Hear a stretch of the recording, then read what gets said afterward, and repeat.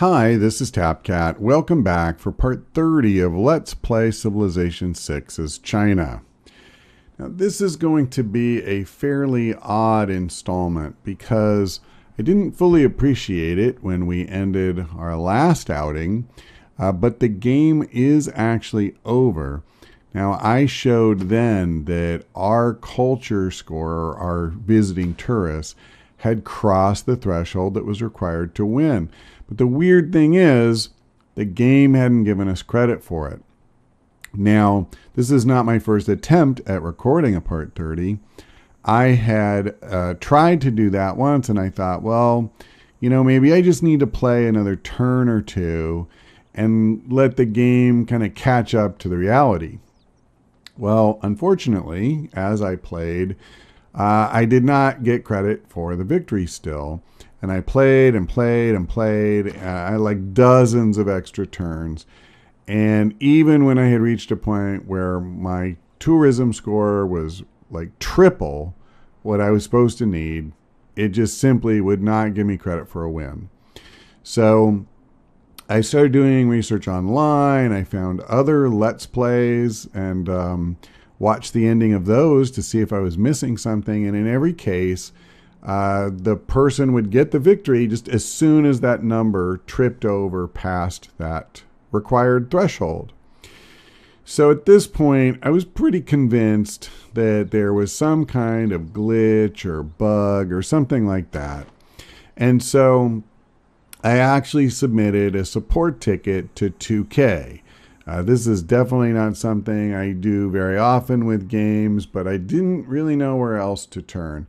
And by the way, I have to give 2K credit. I submitted a ticket to their website 11:24 p.m. and then at 11:41 I got an answer.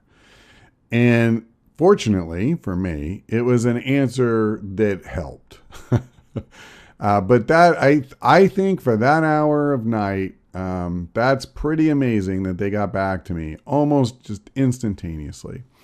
So anyway, they had me run a procedure in Steam to verify the local files on my hard drive. And then what I basically had to do is reload a save from the beginning of what was part 29 and just play through those turns again. And I didn't bother to record that. There's just no point. You've seen me play that section of the game, and I didn't do anything different particularly.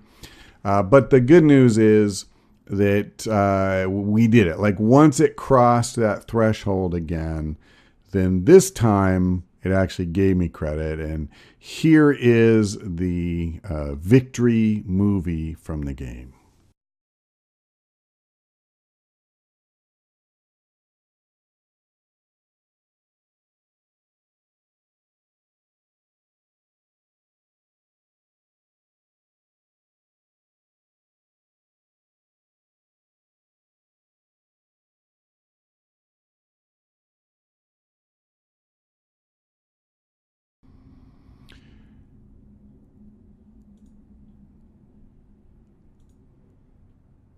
And so victory is ours.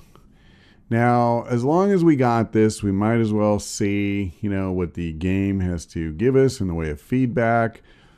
I do not expect to have a good score. Yeah, and we don't have one. Warren G. Harding is our rating. If you really want a high score, I think that primarily you're going to get that through domination. Now, this is culture per turn, and you can see we finally spike above everybody else towards the end. I think this might be a little easier to read if we get rid of some of the other civs. So let's do that. In fact, let's just make it so this way we can really see how we did. And let's see, gold per turn. So same thing, just not as dramatic. Actually, I kind of feel, oh, wow, look at that. So, Congo. Science, it's weird. We actually spiked and then dropped back down. So let's see if we add everybody else. Yeah. We were definitely on the low end for a long time with that one. Wow. So we did second best in buildings. What about districts? Not even close. We got our butts handed to us. But part of that is the number of cities you have as well. We got stomped on great people, which I think that was my fault. I probably could have done a better job of managing that. And we already knew we didn't fight a lot of wars, so I guess this isn't too shocking.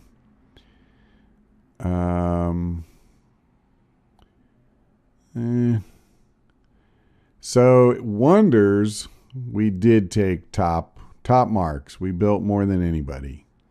So that's pretty cool. Yeah, just let's fill in the rest, but it doesn't change it. We built more wonders than anybody, which is consistent with how I wanted to approach this game.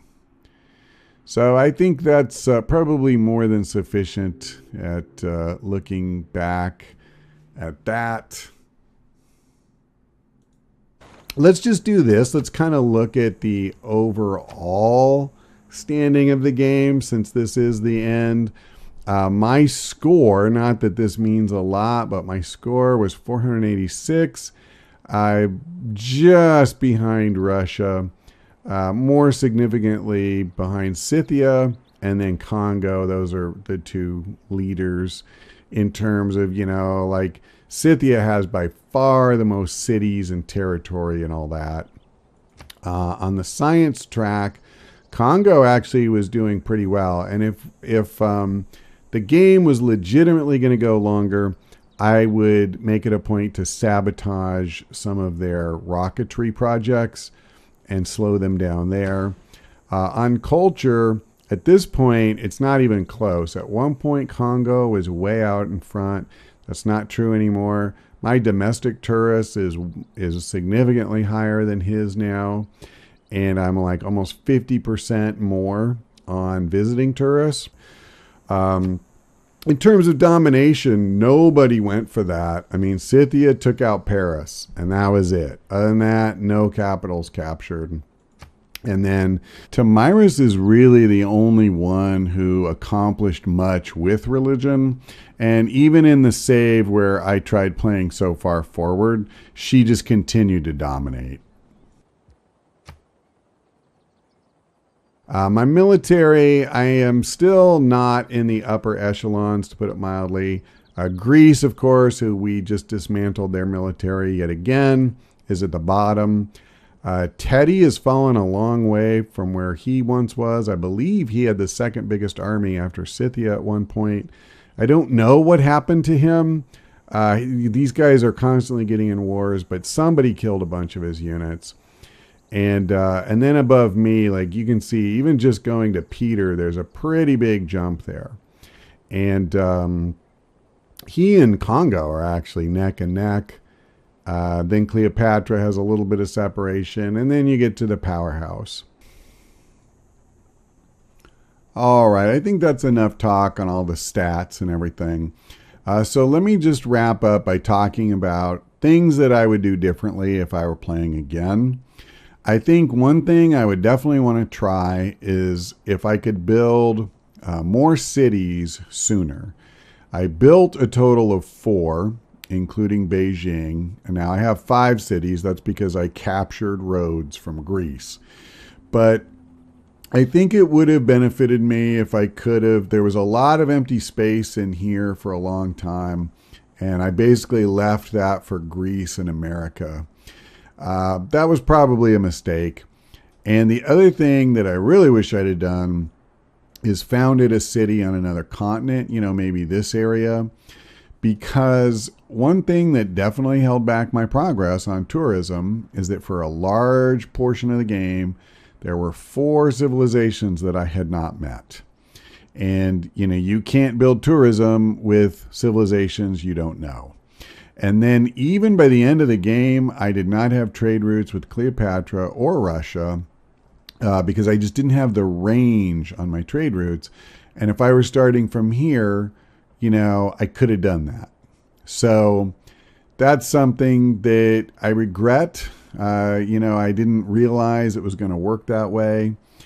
The other thing that I would also just add, I thought when you built seaside resorts, it was kind of a passive increase to the appeal of a tile.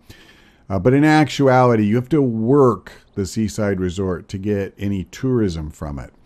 So like this one that I built here, it's too far from Beijing. It's 4 tiles away, so I can't work it. So I wasted time and resources even doing that. Now, I couldn't really use this tile for a whole lot, besides that. So it's not the end of the world, but that's a thing that I would watch for and do differently in the future. The other thing that I probably should have done at least a little of is built some Great Wall segments, since I am playing as China.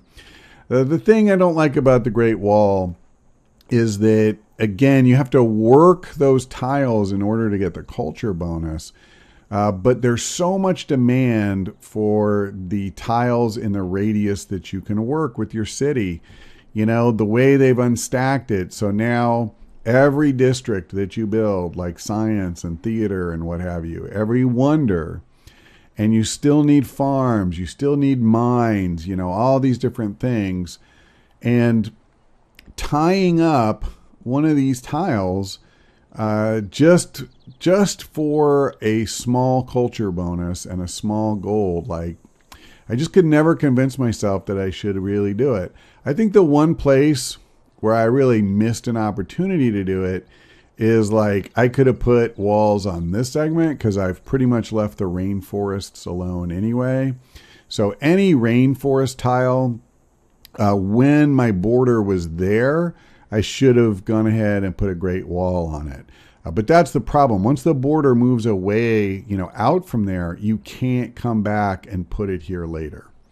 So that was a missed opportunity. Not the end of the world, but I would do that much at least if I had it to do over. And I think that's probably it. I'm sure there are other things I could have optimized or something, but for crying out loud, it was my first game. I was trying to learn both Civilization 6 in general and the culture game specifically, and I was doing that on Emperor, which, if I may say it, I don't think that's a small task. So overall, I'm actually pretty happy with how it turned out. And at that, I think I'm going to stop blathering at you and wrap it up. Let me just add that thank you very much for watching, especially if you stayed with me from part 1 through now. I'm always extremely appreciative of those who have the patience to watch an entire Let's Play. But even if you just tuned in for a couple of installments, that's all good. I appreciate it.